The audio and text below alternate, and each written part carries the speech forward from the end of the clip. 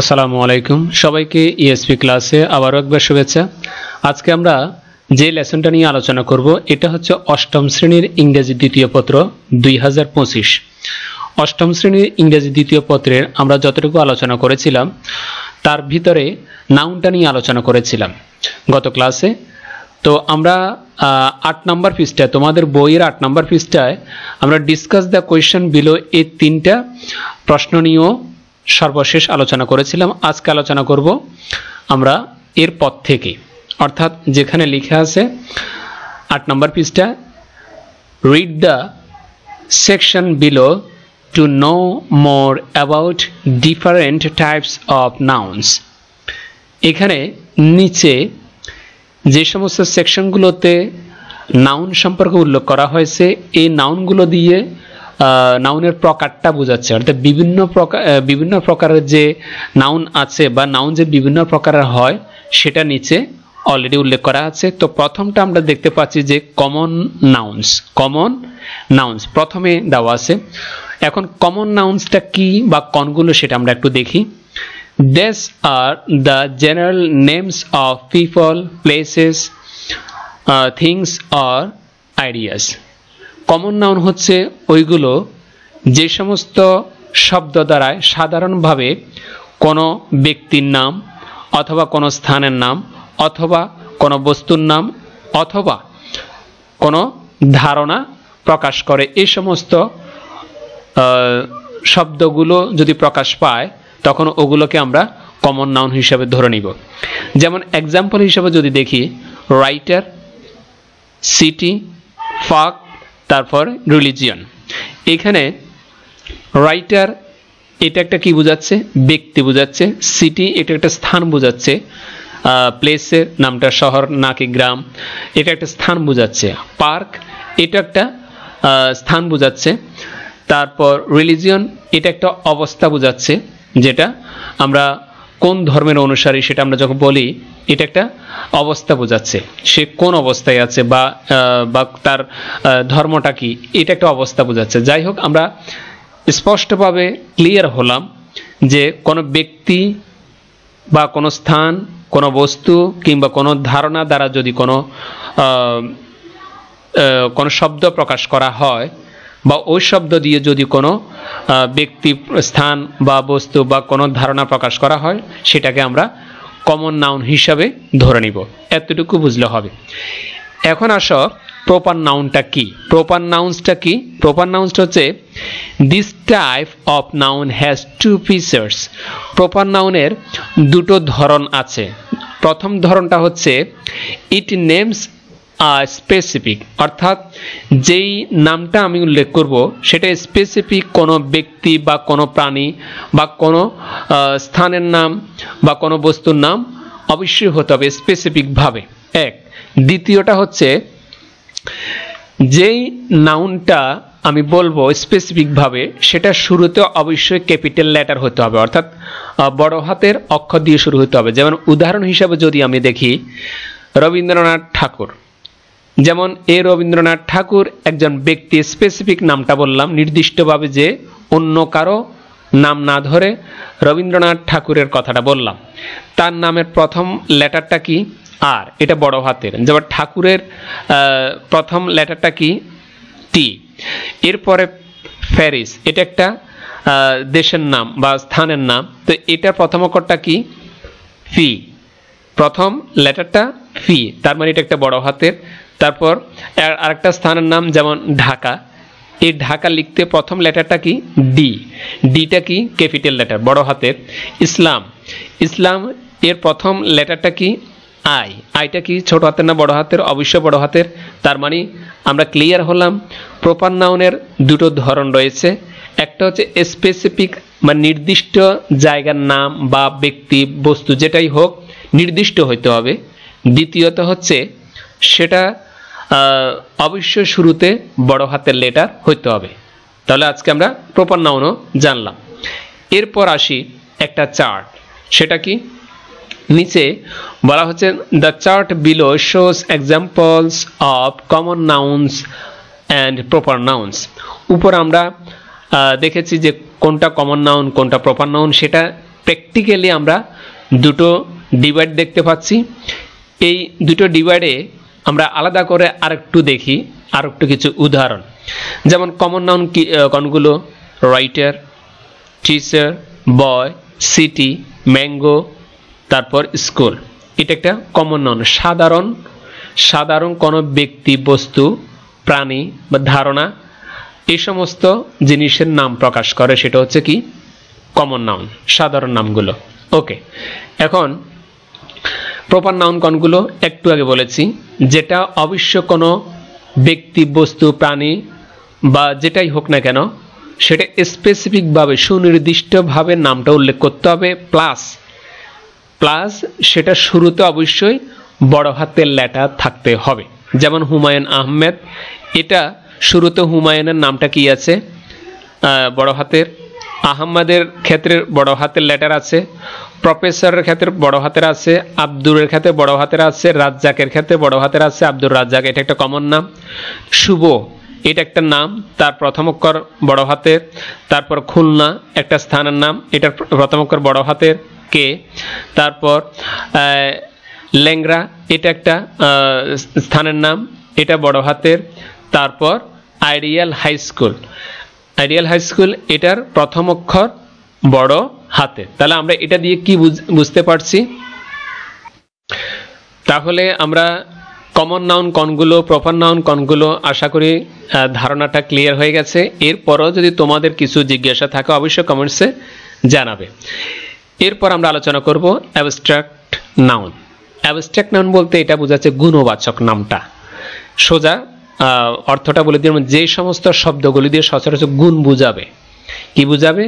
গুণ বুঝাবে। তো আরেকটু ক্লিয়ার আমরা হই, এখানে কি বলা আছে একটু দেখি। Look at the following list. নিচে একটা আমরা লিস্ট দেখতে পাচ্ছি, একটা কি দেখতে পাচ্ছি? লিস্ট দেখতে পাচ্ছি। Can you touch or see any them? যে তুমি কি তাদেরকে কখনো দেখতে পাও কিংবা টাচ, স্পর্শ করতে পারো? Can you count any of them? এই শব্দগুলোর ভিতরে কোনোটাকে তুমি গণনা করতে পারো? তার মানে এখানে তিনটা কথা বলেছে। একটা হচ্ছে টাচ কি করতে পারো, এই সমস্ত শব্দগুলো দিয়ে যে বাংলাটা বুঝাবে, এই বাংলাটা অর্থটা কি বুঝায়? এটা কি টাচ করতে পারবে, নাকি এই শব্দগুলোর বাংলাটাকে দেখা যায় বা যে অর্থটা হয় সেটা কি দেখা যায়, নাকি যে বাংলা অর্থটা হবে সেটাকে গণনা করা যায়? কোনটা? আমি আরো ডিটেলসলি বলি। যেমন পিস, শান্তি, এই শান্তিটাকে তুমি কি দেখতে পাও? দেখতে পাও না। এটা কি টাচ করতে পারো, মানে স্পর্শ করতে পারো? অবশ্যই না। আর অন্যদিকে সেটা কি গণনা করা যায়? শান্তিটা গণনা করা যায়? যায় না। এই কথাটা একটা দিয়ে উদাহরণ দিয়ে দিলাম। তার ভিতরে আছে ওয়াম, তারপর হসপিটালিটি, কন্ডাক্ট মানে আচার আচরণ, তারপর কারেজ উৎসাহ, লেজার অবসর, স্পিড দ্রুত গতিতে, experience, time, test, evil, liberty. এই যে শব্দগুলো, এগুলো দিয়ে কখনো স্পর্শ করা যায় না, তারপর কখনো এগুলোকে দেখা যায় না, এবং কি সেটা কখনো গণনা করা যায় না। এই জন্য এগুলো কি গুণগত নাম অবশ্য প্রকাশ করে। তো একজন মানুষকে যদি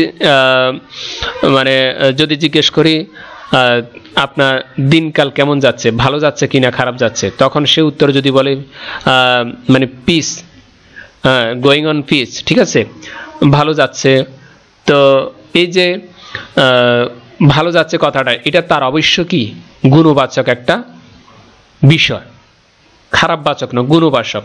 তো গুণবাচক যেহেতু হয়েছে অবশ্যই এটা একটি অ্যাবস্ট্রাক্ট নাউন। তারপর যেমন ওয়ার্মথ, এটা উষ্ণতা মানে গরম। তো এটা অবশ্য কি কোনো কোনো ক্ষেত্রে এটা ঋতুর জন্য ভালো দিক বোঝায়, আবার কোনো কোনো ক্ষেত্রে সেটা খারাপ দিকও বোঝায়। তো যেমন শীতকালে গরমটার দরকার, শীতকালে গরমটার দরকার, আবার গরমকালে অতিরিক্ত গরমও আবার ভালো না। আর হসপিটালিটি যেমন আতিথেয়তা, সেটা কিন্তু সবারই দরকার। তো এটা একটা ব্যক্তির ক্ষেত্রে অবশ্যই কি গুণবাচক বিষয়, তার আতিথেয়তা অবশ্যই ভালো, এটা গুণবাচক বিষয়। কন্ডাক্ট মানে আচার আচরণ, একজন ব্যক্তির যদি আচার আচরণ ভালো থাকে সেটা তার জন্য কি অবশ্যই গুণনীয় ক্ষেত্রে হয়, চিহ্নিত হয়। তো এই সমস্ত ওয়ার্ডগুলো দিয়ে কি বোঝাচ্ছে যে অবশ্যই এগুলো অ্যাবস্ট্রাক্ট নাউন্স, এতটুকু ক্লিয়ার। এরপরে নিচে কি আছে, they name something that you cannot experience with your five senses, they do not physically exist, অর্থাৎ exist বলতে বিদ্যমান, আর ফিজিক্যালি মানে শারীরিক, যেগুলো তোমার সামনে তাদেরকে কখনো সরাসরি কি দেখবে না, এটাকে বলা হয় they do not physically exist, যেটা সরাসরি তোমার সামনে তুমি দেখবে না ফিজিক্যালি। তো তাদের মানে ওই সমস্ত শব্দগুলো তুমি মানে সহজে তোমাকে ফিল করে নিতে হবে, এই সেন্সটা তোমার মাথায় থাকতে হবে যে কোন শব্দগুলো সরাসরি দেখা যায় না, টাচ করা যায় না এবং কি কাউন্ট করা যায় না, এগুলো হলো কি অ্যাবস্ট্রাক্ট নাউন। তো এগুলো আমাদেরকে নিজে ফিল করে নিতে হবে। এরপর হচ্ছে কংক্রিট নাউন্স। এখানে বলা হচ্ছে concrete nouns physically exist and can be experienced by the five senses, যে এখানে যে সমস্ত শব্দগুলো কংক্রিট নাউন হচ্ছে যেগুলো ফিজিক্যালি এক্সিস্ট কি হবে, তোমার সরাসরি দেখতে পাবে, স্পর্শ করতে পারবে বা গণনা করা যাবে, যেটার অভিজ্ঞতা নিতে পারবে তুমি, ঠিক আছে, যেটা থেকে তুমি অভিজ্ঞতা নিতে পারবে, এগুলো তুমি বিভিন্নভাবে চিহ্নিত করতে পারো। এখানে উদাহরণ হিসেবে বলেছে can you chase the way with your sharp ones. আমরা প্রথমে একটা গল্প পড়েছিলাম র্যাবিটের, ওখান থেকে যে প্রশ্নটা বলেছিল র্যাবিট হরিণকে যে তুমি কি তোমার ধারালো শিং দিয়ে তাদেরকে একটু ধাওয়া করতে পারবে, এই তার একটা উদাহরণ হচ্ছে এটা। এখন যেমন এই শার্প হর্নস এটা হচ্ছে ধারালো শিং, এটাকে তুমি ধরতে পারবে, স্পর্শ করতে পারবে, যেটা কাউন্টেবল, গণনা করতে পারো, অনেকগুলো থাকলে সেটা গণনা করতে পারবে এবং সেটা স্পর্শ করে দেখতে পারবে, যেটা তোমার ফিজিক্যালি সামনে থাকবে। তো এইগুলো হচ্ছে কংক্রিট নাউন। এরপর হচ্ছে হর্নসটা এখানে আর একটু ডিটেলসলি বলছে যে horns is an example of a concrete noun. তা আমি অলরেডি আগে বলে দিয়েছি, তবুও আর একটু বললাম যে হর্নস মানে শিংটা হচ্ছে কি কংক্রিট নাউন, যেটা তুমি ধরে ফিল করতে পারবে বা দেখতে পাচ্ছ তোমার সামনে সেটা কেমন, এটা টাচ করতে পারবে, স্পর্শ করতে পারবে, সেটা গণনাও করতে পারবে। You can see horns on animal and touch them with fingers or sometimes smell its breath, বলে যে নাক দিয়ে নিঃশ্বাসও নিতে পারো, সেটা গ্রানটা কি। আর বাকিগুলো আমি বলে ফেলছি already. Look at this chart contrasting abstract and concrete nouns. এখন আসো যে অ্যাবস্ট্রাক্ট মানে যেটা গুণবাচক এবং যেটা তোমার কাউন্ট করা যাবে, গ্রান নেওয়া যাবে, যেটা ফিজিক্যালি তোমার সামনে থাকবে, এই জিনিসগুলো কি কি, আর অ্যাবস্ট্রাক্ট নাউনগুলো কি কি আমরা একটু আগে দেখলাম। যেমন লাভ, সেটা কখনো কি করা যায় না, স্পর্শ করা যায় না, দেখা যায় না, সেটা আমি একটু আগে বলেছি। ইন্টেলিজেন্ট, তার বুদ্ধিমত্তা কখনো দেখা যায় না, স্পর্শ করা যায় না, ছোঁয়া যায় না, গণনা করা যায় না। কাইন্ডনেস, দয়াটা কখনো গণনা করা যায় না, স্পর্শ করা যায় না। মার্সি, তারপর অনেস্টি, এগুলো কখনো কি করা যায় না, স্পর্শ খালি চোখে দেখা যায় না, গণনাও করা যায় না। এগুলো হচ্ছে অ্যাবস্ট্রাক্ট নাউন। আবার একটু উদাহরণ দিল, আমরা দেখলাম। এরপর একটু আগে পড়েছি কি কংক্রিট নাউন্স, সেটা কি কি, যেটা আমি দেখতে পাবো, গণনা করতে পারবো এবং ফিজিক্যালি আমার সামনে থাকবে, যেমন table, laptop, cow, plants, building, এগুলো আরও অনেক কিছু হতে পারে, সেটা তুমি বুঝে নাও। এখন আশা করি পারবে কোনটা অ্যাবস্ট্রাক্ট নাউন্স, কোনটা কংক্রিট নাউন্স। এরপরে আমরা আলোচনা করব কালেকটিভ নাউন্স, যেটা বোঝা যাচ্ছে these are nouns that refer to a group of things, যে কোনো বিষয় বা কিংবা বস্তুর একটা দলগত অবস্থাকে কালেকটিভ নাউন বলে, যেটার একটা গ্রুপ থাকবে, যেটা সচরাচর একের অধিক হবে, একটা না, একের অধিক হতে হবে, সেটাই হচ্ছে কি কালেকটিভ নাউন। সেটা ব্যক্তির হোক কিংবা বস্তুর হোক, কোনো প্রাণীর হোক, ঠিক আছে। Look at the chart below. এখন কালেক্টিভ নাউনের একটা চার্ট নিচে দেওয়া হলো, যেমন আর্মি, আর্মিদের ভিতরে একজন না, শত শত হাজার হাজার সদস্য মিলে একটা কি হয়, দল হয়, একটা বাহিনী হয়, আর তার নাম দেওয়া হয়েছে আর্মি। ওকে। অডিয়েন্স, অডিয়েন্সের ভিতরে যারা শুনেন, শ্রোতা যারা আছে, কোন একটা অডিটোরিয়ামে গেলে অনেকগুলো লোক হয়, অনেকগুলো মানুষের সমাগম হয়, যখন তারা শুনতে আসে, দেখতে আসে, আমরা তাদেরকে অডিয়েন্স বলি। আর অডিয়েন্সের ভিতরে একজন লোক হয় না, হাজার লক্ষ হতে পারে। এরপর হচ্ছে বোর্ড। বোর্ড মানে কি, কোন একটা স্কুল বা মাদ্রাসা, কলেজ বা যে কোনো একটা ডিপার্টমেন্ট একটা বোর্ড থাকে, বোর্ডের ভিতরে অনেকগুলো লোকের সমাগমে একটা বোর্ড গঠন করা হয়। ক্রাউড, ক্রাউড মানে কি, ভিড়, ভিড়ের ভিতরে মানে জ্যামের ভিতরে একজন লোক থাকে না, অনেক লোকেই থাকতে পারে। ক্লাস, ক্লাসের ভিতরে একটা ছেলে মেয়ে থাকে না, এখানে একের অধিক ছেলে মেয়ে থাকে, এই জন্য এগুলো কালেকটিভ নাউন্স। এইভাবে অনেক কিছু হতে পারে, যেমন committee, company, corporation, council, department, faculty, family, farm, group, জরি, মেজরিটি, তারপর minority, navy, senate, society, team, ট্রাফল, trough, এইভাবে অনেক কিছু থাকতে পারে। আশা করি তোমরা বিষয়টা ক্লিয়ার বুঝেছ। এখন 10 পৃষ্ঠায়, তোমাদের বইয়ের 10 পৃষ্ঠায় এক্সারসাইজ 1, এই এক্সারসাইজ 1-এ বলা হচ্ছে read the following sentences in pairs and look at the italicized word in each sentence and say whether the italicized nouns are common, proper, collective or abstract। এখানে 1 থেকে 10 পর্যন্ত 10টা সেন্টেন্স দেখতে পাচ্ছি। এই 10টা সেন্টেন্সের ভিতরে যে সমস্ত শব্দগুলো ইটালিক ফন্ট দ্বারা লেখা হয়েছে এবং ওই শব্দগুলোর ভিতরে কোনটা কমন নাউন, কোনটা প্রপার নাউন, কোনটা কালেক্টিভ নাউন এবং কোনটা দ্বারা অ্যাবস্ট্রাক্ট নাউন বোঝাচ্ছে, সেটা আমাদেরকে বলার জন্য বলেছে। তো এখানে এক্সারসাইজ 1 এবং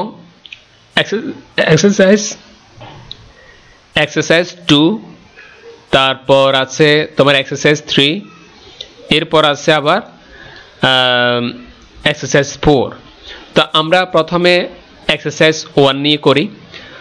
এগুলো তোমাদের জন্য খুব সুন্দর করে উত্তরটা মানে সাজিয়ে রেখেছি, দেখো। সেটা হচ্ছে এক্সারসাইজ 1। এক্সারসাইজ 1-এ বলা হচ্ছে, লাইনগুলো আমরা একটা ঘরের ভিতরে সাজিয়ে লিখেছি। এখানে 1 number, honesty is the best policy. তার মানে এখানে অনেস্টিটা তোমাদের বইতে কি ইটালি ফন্ট দিয়ে বাঁকা করা, অর্থাৎ ইটালি ফন্ট দিয়ে বাঁকা করা আছে। এটা কোন নাউন সেটা আমাদেরকে আইডেন্টিফাই করার জন্য বলেছে। তো এটা হচ্ছে একটা অ্যাবস্ট্রাক্ট নাউন। কোন নাউন? একটা অ্যাবস্ট্রাক্ট নাউন। এরপরে 2 নাম্বার, যেটা দিয়ে বোঝাচ্ছে যে honesty is the best policy, সর্বদাই সর্বোৎকৃষ্ট, সততায় সর্বোৎকৃষ্ট পন্থা। এখানে অনেস্টিটাই সৎ বোঝাচ্ছে, সততা বোঝাচ্ছে। এটা কখনো গণনা করা যায় না, এটা কখনো ফিল করা, তোমার স্পর্শ করা যায় না। এই জন্য এটাকে অ্যাবস্ট্রাক্ট নাউন আমরা একটু আগে বলেছি, এখনো প্র্যাকটিক্যাল দেখিয়ে দিলাম। 2 নাম্বার হচ্ছে, Solomon was famous for his wisdom, অর্থাৎ সোলোমন কিসের জন্য বিখ্যাত? তার জ্ঞানের জন্য বিখ্যাত। এখানে তোমাদের বইতে যেটা আছে কোনটা সেটা, এই সোলোমনটা কি আছে তোমাদের বইতে ইটালি ফন্ট দিয়ে লেখা আছে। এখন আমরা এটা কি, অর্থাৎ সোলোমন শব্দটা কি? এই সোলোমন শব্দটা এটা হচ্ছে একটা প্রপার নাউন, যেহেতু একজন ব্যক্তির নাম, তাও কিন্তু আবার প্রথম যে লেটারটা আছে এটা বড় হাতের দিয়ে শুরু হয়েছে, এই জন্য এটা প্রপার নাউন। 3 নাম্বার হচ্ছে, আ কমিটি অফ 5 ওয়াজ অ্যাপয়েন্টেড, যে কমিটির ভিতরে 5 জন, একটা কমিটির ভিতরে 5 জন কি হয়েছিল? নিয়োগ হয়েছিল। তার ভিতরে কোনটা ইটালি ফন্ট দিয়ে লেখা? সেটা হচ্ছে কমিটি। কমিটিটা হচ্ছে একটা কালেকটিভ নাউন, কারণ কালেকটিভ নাউন ওইটাই হয় যেটার ভিতরে একের অধিক লোক কি থাকবে? সংযুক্ত থাকবে। এরপর হচ্ছে 4 নাম্বার বলা হচ্ছে যে Jamal is a bright student. এখানে ইটালি ফন্ট হচ্ছে স্টুডেন্ট, ইটালি ফন্ট হচ্ছে স্টুডেন্ট, আর স্টুডেন্টটা হচ্ছে একটা কমন নাউন, কারণ স্টুডেন্ট এখানে সাধারণভাবে সকল ছাত্রছাত্রীকে একত্রে বোঝাচ্ছে, সাধারণ একটা নাম স্টুডেন্ট। এরপর হচ্ছে 5 নাম্বারটা কি? ওয়াজডম ইজ বেটার দেন রিচেস, যে ধনীর চেয়ে জ্ঞানী অনেক কি ভালো, ধনীর চেয়ে জ্ঞানী অনেক ভালো। তো এই সেন্টেন্সটার ভিতরে রিচেস যেটা আছে ধনী, এটাই হচ্ছে কি ইটালিক ফন্ট, এটাই আমাদেরকে কোন নাউন সেটা আমাদেরকে বলার জন্য বলেছে, আর সেটা হচ্ছে অ্যাবস্ট্রাক্ট নাউন। এটা একটা অবস্থা বোঝাচ্ছে, কি বোঝাচ্ছে? অবস্থা বোঝাচ্ছে, তার আর্থিক অবস্থা ভালো, সে ধনী, ঠিক আছে। তো ধনীর সাথে জ্ঞানের তুলনাটা মূলত সেন্টেন্সের ভিতরে বা বাক্যের ভিতরে করা হয়েছে, কিন্তু রিচেস শব্দটা কি? একটা অ্যাবস্ট্রাক্ট নাউন, যেটা দিয়ে গুণ বোঝাচ্ছে, সে ধনী, ভালো অবস্থায় আছে সেটা বোঝাচ্ছে। এরপর 6 number, I didn't believe the clown's story. I didn't believe the clown's story. অর্থাৎ এখানে কোন শব্দটা ক্লাউন্স হিসেবে আছে, আর ক্লাউন্স যেটা দিয়ে বোঝাচ্ছে সেটা একটা কমন নাউন, এটা একটা সাধারণ নাম, এটা একটা সাধারণ নাউন। এরপরে আছে তোমার 7 নাম্বারটা কি? A teacher must have patience, যে একজন টিচারকে অবশ্যই ধৈর্যশীল হতে হবে। একজন টিচারের কি হওয়া উচিত? অবশ্যই ধৈর্যশীল বা নমনীয় হওয়া উচিত। এই যে কথাটা, এটার ভিতরে টিচার শব্দটা একটা ইটালিক ফন্ট, যেটা আমরা দেখতে পাচ্ছি ইটালিক ফন্টটা, তো এটা একটা সাধারণ টিচারের নাম, এই জন্য এটা কমন নাউন। এরপর হচ্ছে 8 number, cleanliness. Cleanliness is next to godliness, অর্থাৎ পরিষ্কার পরিচ্ছন্নতা ইমানের অঙ্গ, আমরা একটা কথা বলি, ঠিক আছে। এটার ভিতরে ক্লিনলিনেস হচ্ছে একটা পরিচ্ছন্নতা, এটা একটা গুণবাচক নাম, এই জন্য এটা abstract noun. My sister is a doctor, এই সেন্টেন্সটার ভিতরে সিস্টারটা হচ্ছে একটা কমন নাউন, একটা কমন নাউন। এরপর সর্বশেষ যেটা আছে 10 নম্বর, my family lives in that house. এই সেন্টেন্সটার ভিতরে ফ্যামিলি শব্দটা কি আছে?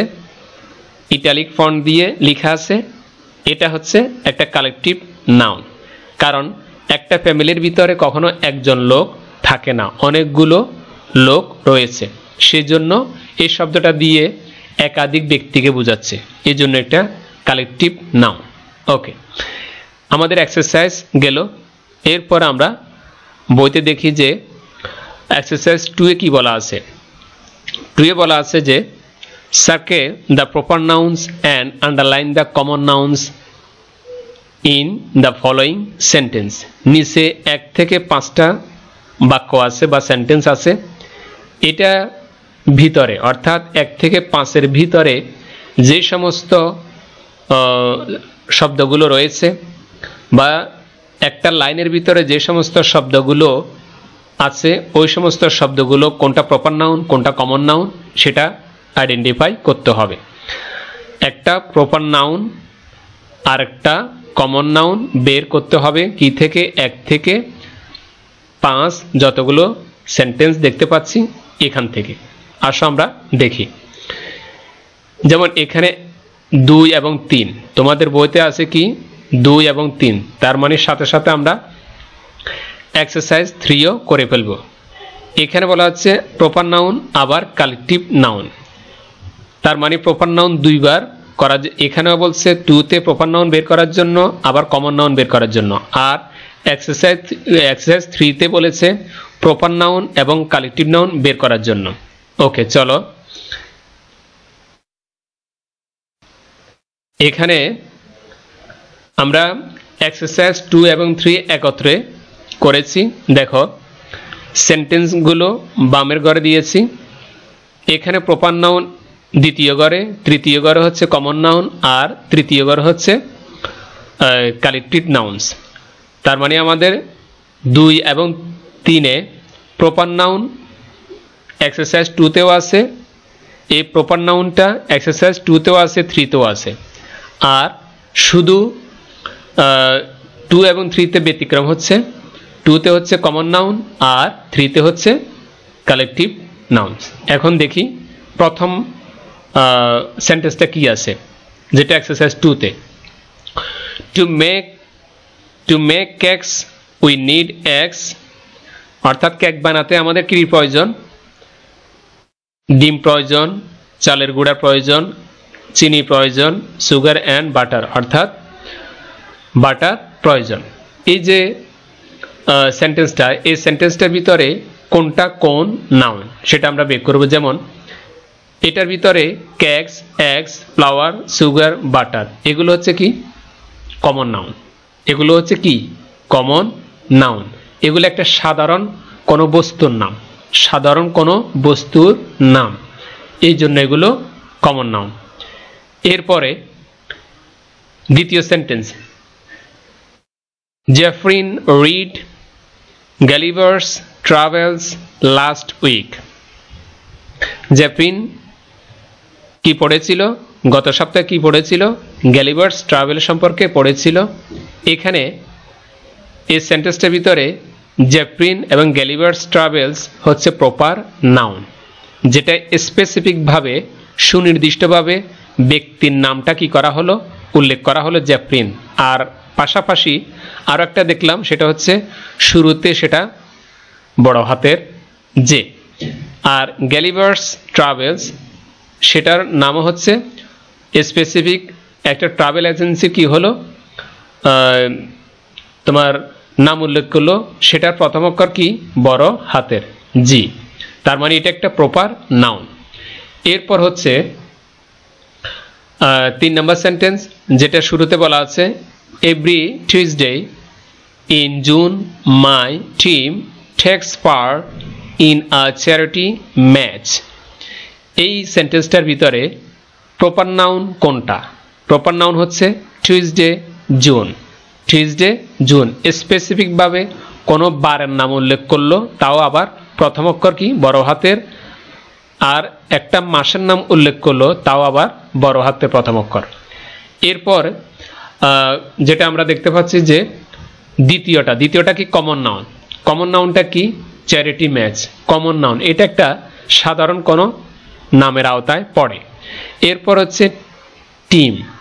এই টিমটা কি? My team. টিমের ভিতরে একজন লোক থাকে না, একাধিক লোক থাকে। একাধিক লোক মিলে সেটা একটা টিম গঠন করা হয়, সেজন্য এটা কালেকটিভ নাউন। আশা করি ক্লিয়ার এগুলা। এরপর হচ্ছে spelling bee is my favourite show on television. এখানে স্পেলিং বিটা হচ্ছে একটা প্রপার নাউন, যেহেতু স্পেলিং এর প্রথম অক্ষর কি আছে? বড় হাতের। আবার বি একটা প্রাণীর নাম, সেটাও বড় হাতের রয়েছে। তারপর কমন নাউনটা কি? শো, টেলিভিশন, এগুলো হচ্ছে কমন সাধারণ একটা নাম। এরপর হচ্ছে পরবর্তী সেন্টেন্স, দ্য শিশু park is a place to visit with friends and parents. এই শিশু পার্ক একটা স্থানের নাম, যেটা নির্দিষ্টভাবে উল্লেখ করলাম কিসের নাম? শিশু পার্ক। তো যেটা শুরুতে কি আছে? লেটার আছে বড় হাতের, পার্কেরও বড় হাতের আছে। আর কমন নাউন যেমন প্লেস, ফ্রেন্ডস, প্যারেন্টস, এগুলো সাধারণ নামের ভিতরে পড়ে। এরপর হচ্ছে Junaid is the captain of the school cricket team. যে স্কুলে যে ক্রিকেট দল রয়েছে, সে ক্রিকেট দলের ক্যাপ্টেন হচ্ছে কি? দলনেতাকে জুনায়েদ। এটার ভিতরে সেন্টেন্সটার ভিতরে জুনায়েদটা হচ্ছে প্রপার নাউন, ক্যাপ্টেন, স্কুল, এগুলো হচ্ছে সাধারণ নাম আর কমন নাউন। আর ক্রিকেট টিম এটা হচ্ছে কালেকটিভ নাউন। কি জন্য? ক্রিকেট টিমের ভিতরে একাধিক ক্রিকেটার বা খেলোয়াড় রয়েছে, আর তাদেরকে নিয়ে ক্রিকেট টিম গঠন করা হয়। ওকে, এরপরে আরেকটা sentence, my family is going to Kuakata on vacation. আমার পরিবার কোথায় যাইতেছে? কুয়াকাটা যাইতেছে। কখন? ছুটির দিনে। তো কুয়াকাটা হচ্ছে একটা জায়গার নির্দিষ্ট করে বলছে, স্থানটার নাম, যেহেতু আবার শুরুতে কি আছে? বড় হাতের লেটার আছে। আবার ভ্যাকেশনটা একটা কমন নাম, একটা সাধারণ একটা কমন নামের ভিতরে পড়ে। আর ফ্যামিলি হচ্ছে একটা কালেকটিভ নাউন, যেটার ভিতরে একটা পরিবারের ভিতরে অনেক লোক থাকে, তাদেরকে নিয়ে একটা পরিবার গঠন করা হয়। এরপর হচ্ছে I love the month of June because schools have holidays. মানে জুন মাসটা সে কি করে? পছন্দ করে, কারণ তখন ছুটির সময় থাকে, ছুটির সময় থাকে। যেমন জুন মাসটা, এটা স্পেসিফিক একটা কাকে বোঝাচ্ছে? মাসকে বোঝাচ্ছে, তাও আবার শুরুতে যেটা বড় হাতের। মান্থ, হলিডেজ এগুলো হচ্ছে সাধারণ কমন নামটা, এটা কোনো স্পেসিফিক নামও বলা হয় না, স্পেসিফিক ডেও বলা হয়নি, এর জন্য সাধারণ নাম, কমন নাম। স্কুলসের ভিতরে যেখানে অনেকগুলো স্টুডেন্ট কিংবা টিচারদের সমন্বয়ে গঠিত হয়, কারণ টিচার না থাকলে ছাত্র হবে না, ছাত্র না থাকলে তোমার স্কুল হবে না, অর্থাৎ একটা আরেকটার সাথে ওতপ্রোতভাবে জড়িত, কাউকে ছাড়া কোনোটা সম্পূর্ণ না। তার মানে স্কুল হতে হলে অবশ্যই টিচারও দরকার আছে, স্টুডেন্টেরও দরকার আছে, আর ওদের মিলেই গঠিত হওয়া কি একটা স্কুল। ঠিক আছে, এটা হচ্ছে কালেকটিভ নাউন। এরপরে সর্বশেষ যেটা আমরা দেখতেছি যে I want a computer for my birthday. আমার বার্থডের জন্য, জন্মদিনের জন্য একটা কম্পিউটার কি চাই বা প্রয়োজন। এই সেন্টেন্সটার ভিতরে কম্পিউটার এবং বার্থডে এগুলো হচ্ছে একটা কমন নাম, এগুলো দিয়ে একটা সাধারণ একটা নাম বোঝাচ্ছে। তো আমরা তাহলে জানলাম যে এক্সারসাইজ 2 এবং এক্সারসাইজ 3 এর ভিতরে কোনটা প্রপার নাউন, কোনটা কমন নাউন এবং কোনটা কালেকটিভ নাউন্স। এরপরে আসো যে বলা হচ্ছে হোয়াট ডু নাউন্স ডু, যে নাউন মূলত কি করে, নাউন মূলত কি করে বা কি হিসাবে কাজ করে, কোথায়? একটা সেন্টেন্সের ভিতরে। Nouns can do lots of things in sentences, যে একটা সেন্টেন্সের ভিতরে অনেকগুলো বিষয় হিসাবে নাউন কাজ করতে পারে। Let's look at some of the jobs noun do. চলো দেখি নাউন কি হিসাবে কাজ করে সেটা আমরা একটু দেখি। যেমন সাবজেক্ট হিসাবে সেন্টেন্সের ভিতরে কাজ করতে পারে, একটা সেন্টেন্সের ভিতরে সাবজেক্ট হিসাবে কি করতে পারে? কাজ করতে পারে। যেমন মায়া কিকড দ্য বল। এখানে যদি আমি ভার্বকে জিজ্ঞেস করি কে লাথি মারে? মায়া। কি লাথি মারে? বলকে। ঠিক আছে, তার মানে এখানে সাবজেক্ট হিসাবে কাজ করেছে নাউনটা, মায়া একটা নাম। দ্বিতীয়ত হচ্ছে ডিরেক্ট অবজেক্ট। ডিরেক্ট অবজেক্ট তো সেটা কিভাবে? যেমন এখানে direct object are nouns that receive the action of certain kinds of verbs. এখানে এক্সাম্পল হিসেবে যেটা দেখতে পাচ্ছে মায়া কিকড দ্য বল। যদি প্রশ্ন করা হয় যে মায়া কি করে? মায়া লাথি মারে। মায়া কি লাথি মারে, মানে কাকে লাথি মারে? উত্তর আসবে কি? বল। বলকে লাথি মারে। তো বলটা যদি আমি জিজ্ঞেস করি বলটা কি, বলটা একটা নাউন, সেটা একটা বস্তুর নাম, সেটা একটা বস্তুর নাম, এটা একটা অবজেক্ট হিসাবে বসেছে। ভার্বের পরে সেন্টেন্সের শেষে অবজেক্ট হিসাবে বসেছে, যেটাকে বলা হয় ডিরেক্ট অবজেক্ট।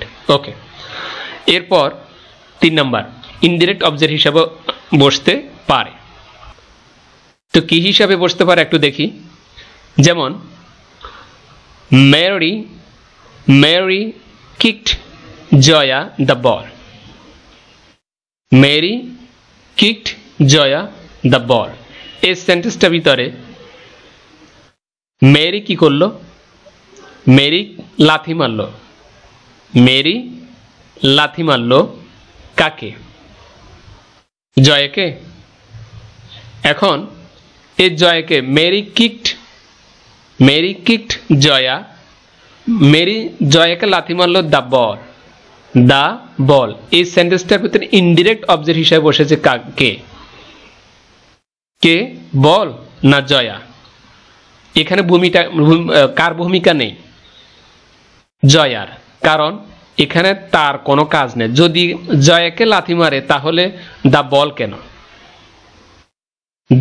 কেন? মানে বলটা কেন? মেরি তো যদি লাথি মারে কাকে মারবে? বলকে মারবে। তাহলে বলের জায়গা, বলের আগে আবার জয়া কেন বসেছে? তার মানে এটা একটা ইনডিরেক্ট অবজেক্ট। এটা সরাসরি কাকে মারা হয় নাই?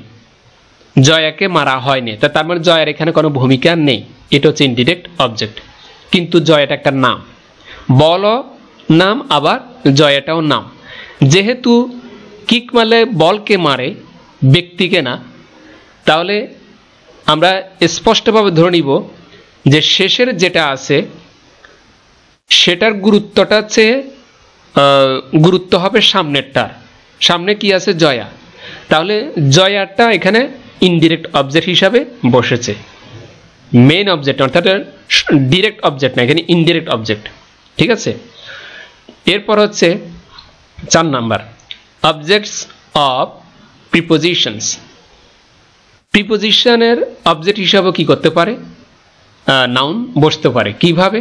আমরা একটু প্র্যাকটিক্যালি উদাহরণে দেখিয়ে ফেলি। যেমন Maya kicked the ball to Joya. এই যে মায়া লাথি মেরে বলটা কাকে দিয়েছে? জয়াকে।